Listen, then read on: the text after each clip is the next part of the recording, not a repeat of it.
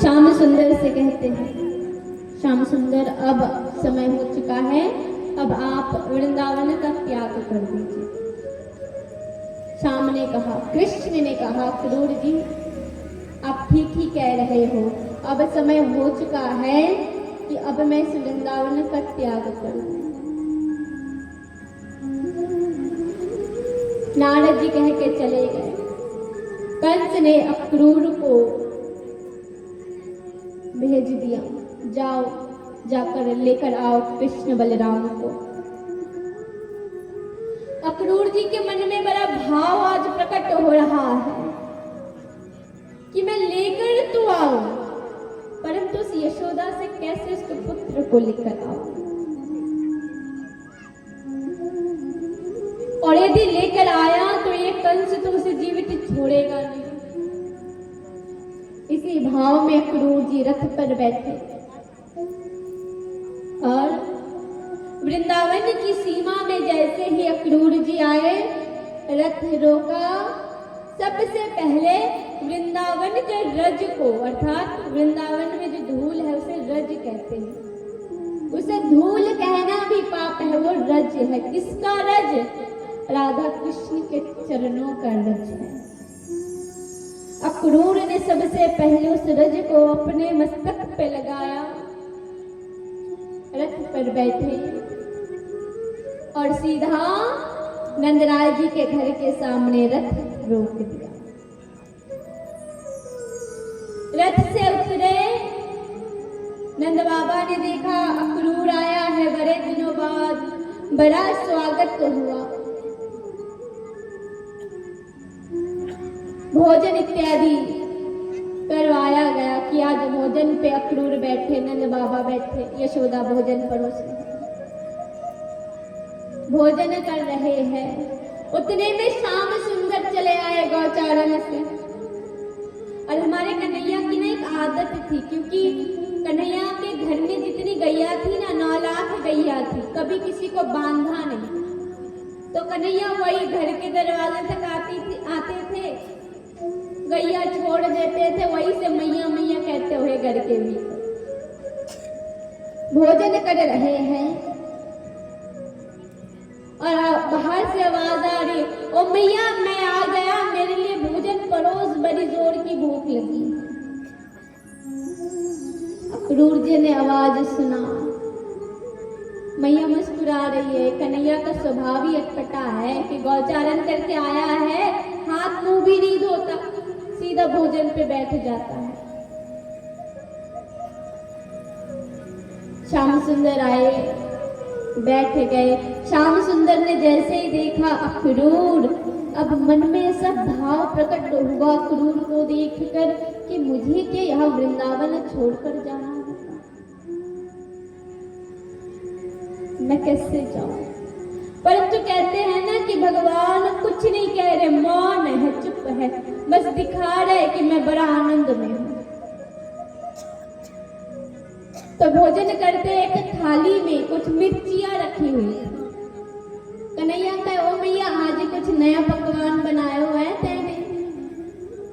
ये कहते हुए झट से कन्हैया ने एक मिर्ची उठाई और खा ली। बड़ा तीखा लगा, जीभ जलने लगा। ओ मैया ये मिर्ची बड़ी तीखी है। कन्हैया के नेत्र से अश्रु गिरने लगे। यह तीखापन मिर्ची का नहीं है, यह तीखा तो मन का है कि मुझे अब ब्रज छोड़ के जाना है, बस बहाना है इस मिर्ची का। माँ यशोदा भोजन परोसना छोड़कर दौड़ कर आई, कन्हैया को गले से लगा ली। कन्हैया जीभ जल रहा है। कन्हैया कहे, हाँ मैया, मैया को शहद दे, माखन दे, कन्हैया खा ले, जीभ न जले वो तेरे। कन्हैया खाता है। मैया कहती है, कन्हैया तू ना रोया मत कर, क्योंकि जब तू रोता है ना तो मेरे हृदय में बहुत पीड़ा होती है। कैसा प्यार। कहते यशोदा का नाम यशोदा क्यों? तो शास्त्र कहते हैं कृष्ण चरित्रम यश ददाति यशोदा, जो कृष्ण के चरित्र को यश प्रदान यदि यशोदा नहीं होती तो कृष्ण के वात्सल्य चरित्र का वर्णन करना संभव था। तो मैया कहती कन्हैया तो रोया। जैसे तैसे भोजन किया, कन्हैया चले गए अपने कक्ष में। बलदाऊ भैया भी गए।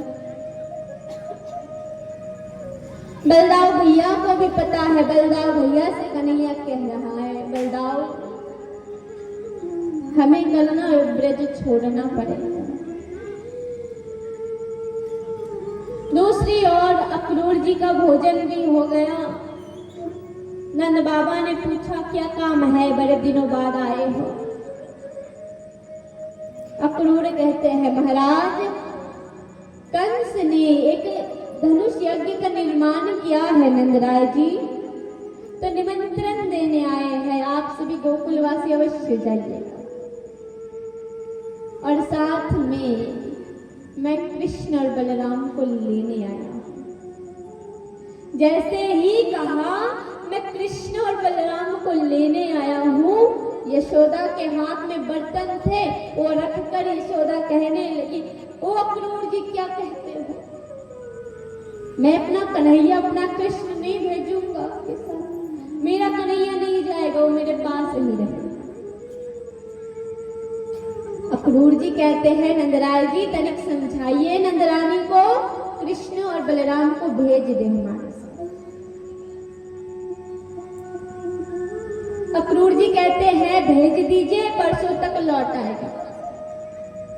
नंदराय जी भी कहते हैं अरे यशोदा कोई नहीं, मैं भी जाऊंगा, तो जाकर साथ में मैं जब आऊंगा तो इसे भी लेकर आऊंगा। पर माँ तो माँ होती है। यशोदा ने कहा मैं अपने पुत्र को नहीं भेजूंगा, आप कुछ भी कहिए, मैं पुत्र को नहीं भेजूंगा। अक्रूर जी बहुत समझाते हैं कि यदि आपने कृष्ण को नहीं भेजा तो कंस आक्रमण कर देगा।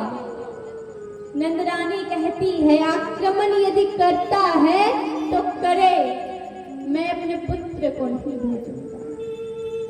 अक्रूर जी कहते हैं नंदरानी कैसे स्वार्थी हो आप कि आपका एक पुत्र नहीं है, आपका केवल कृष्ण ही पुत्र नहीं है।